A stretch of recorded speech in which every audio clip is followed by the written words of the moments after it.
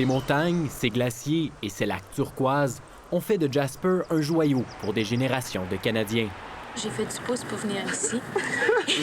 Mes parents d'eux, Lénie? D'Ottawa, mais mes parents ne savent pas. Une portion de l'histoire albertaine partie en fumée.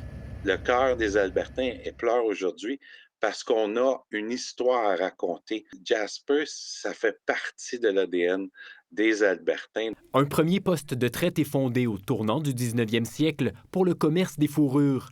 La Jasper House, construite en 1829 par la Compagnie de la baie d'Hudson, est un des derniers vestiges de l'arrivée des colons dans la région.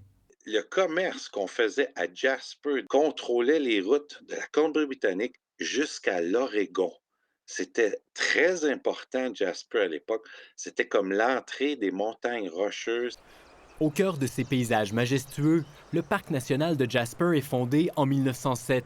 Le train arrive 4 ans plus tard dans la gare historique avec sa vieille locomotive à vapeur devenue un incontournable. L'hôtel Fairmount, bâti en 1921, a été la proie des flammes hier, un lieu de prestige qui avait accueilli la famille royale britannique en 1939.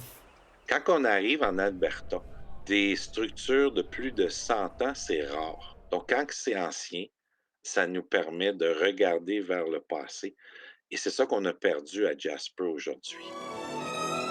Véritable paradis pour les passionnés de plein air, le parc doit en partie son essor à la Deuxième Guerre mondiale.